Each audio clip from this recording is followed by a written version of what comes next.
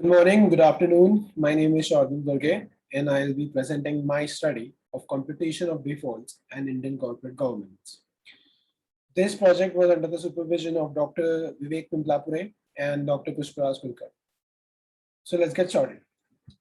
To introduce this project, I selected the year after 2013 because that's when the new Companies Act were enacted.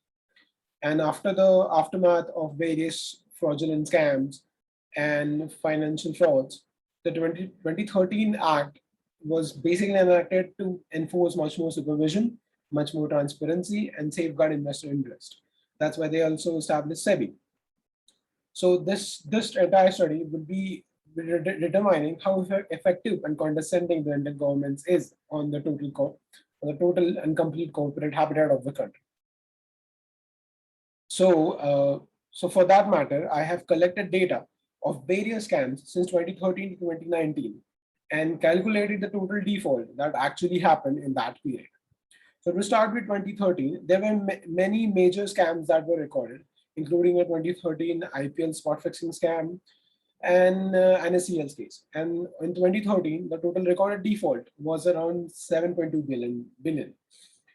In 2014, the major scams that were recorded and the most fraudulent activities were observed was of Hindustan Aeronautics Limited and Rolls-Royce about the defense scam, the Indian Railways, Railtel Corporation of India mobile scam, and the NSE co-location scam, which came up to a staggering amount, which almost came to 23 billion.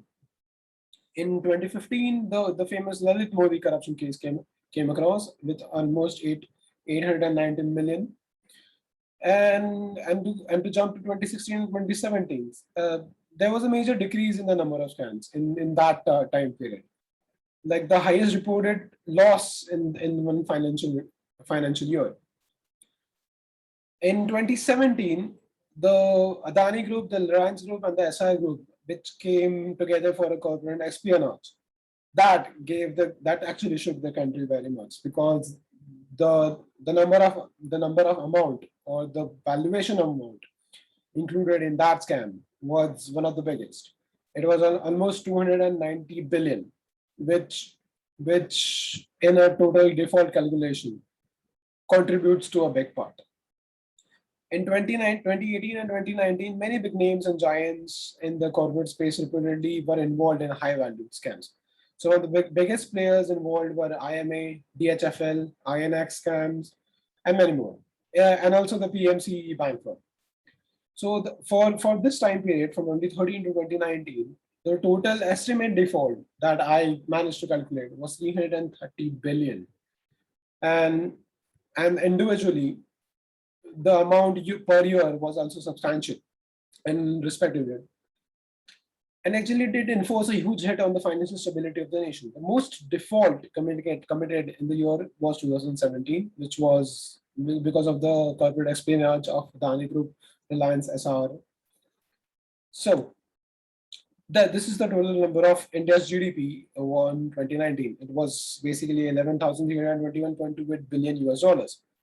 And the total financial scam from 2013 to 2019, I recorded was 30 plus scams. And the amount which came across for the total default was 2.91% of Indian GDP. Well, in the grand scheme of things, this may not look a big part of our current 2019 GDP, but the amount was staggering. And the amount that was lost by the country and by its people, it raises very serious questions of our Indian corporate governance and their ability to govern this kind of corporates. As you can see, this is another representation of how that big amount is. Like the number of commas to include in this amount is staggering. The conclusion here is let's consider the cases of Mr. Lalit Modi and Vijay Mallya. So the risk and reward ratios actually tilts in their directions. Lalit Modi and Mr. Vijay Mallya fled to England and now are avoiding extradition. So basically, they are actually avoiding punishment, which were entitled by them. And even most of the fraudulent scams and frauds committed by people in this industry do not face the level of punishment there should be. The risk included for them to commit this kind of crimes is very less compared to the reward they get from it. And in such scenarios, it is important that Indian savers and investors feel that he is protected. And it is imperative that the government and judiciary should wake up and realize it. The government should normally promote better financial reporting. It should establish transparency. It needs better performance and better surveillance systems. And evaluation procedures need to be in place to assess the extent of which the corporate objectives have been achieved in this case of individual companies as a result of corporate governance. And to end on this note, I would also like to add that the Companies Act, for whatever it was implemented, I believe it's sort of failing, and to avoid further scams, to avoid further fraudulent occurrence, there need to be more reforms that should be established by SEBI and by the Indian corporate governance. Thank you, sir. Thank you very much.